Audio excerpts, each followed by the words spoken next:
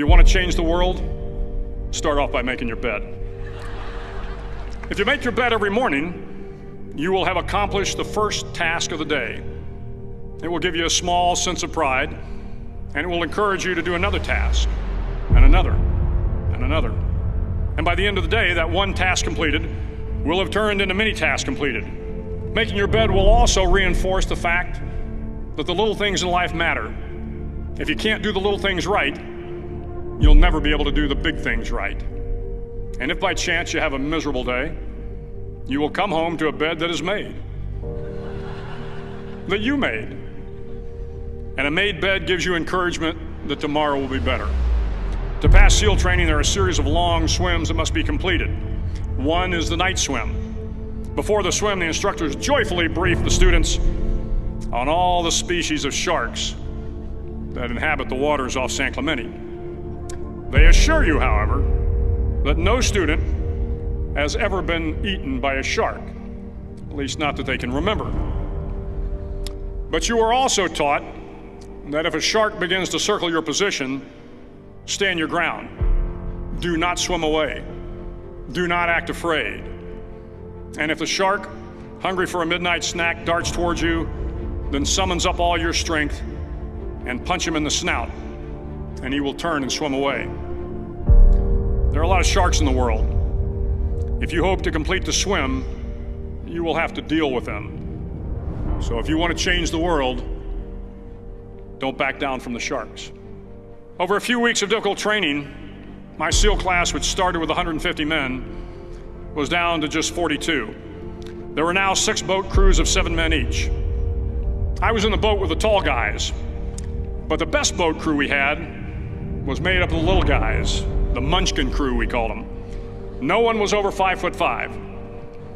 The Munchkin boat crew had 1 American Indian, 1 African American, 1 Polish American, 1 Greek American, 1 Italian American, and 2 tough kids from the Midwest.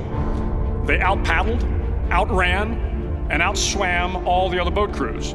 The big men in the other boat crews would always make good-natured fun of the tiny little flippers the Munchkins put on their tiny little feet prior to every swim.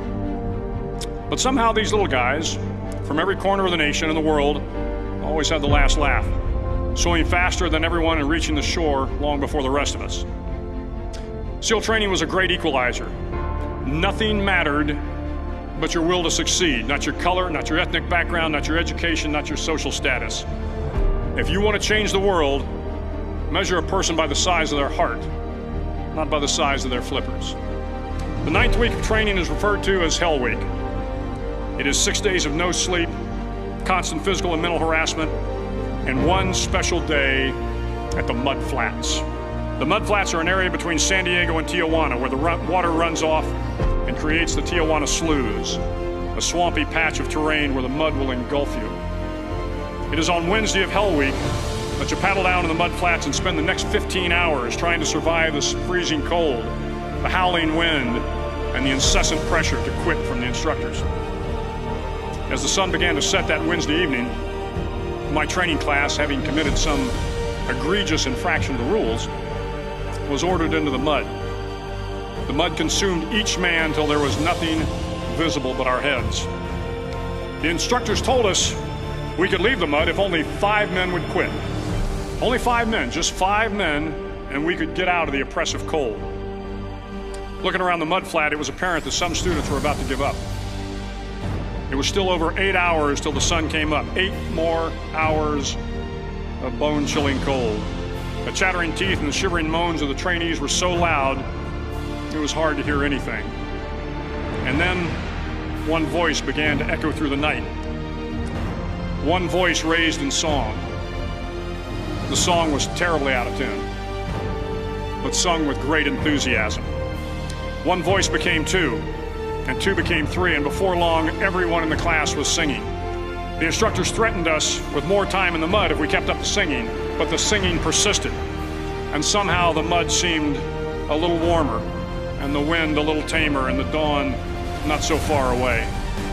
If I have learned anything in my time traveling the world, it is the power of hope. The power of one person, a Washington, a Lincoln, King, Mandela, and even a young girl from Pakistan, Malala. One person can change the world by giving people hope.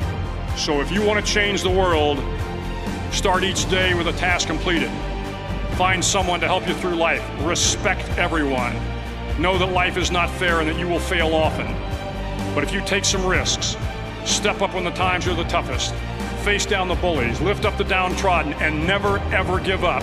If you do these things, the next generation and the generations that follow will live in a world far better than the one we have today. And what started here will indeed have changed the world for the better.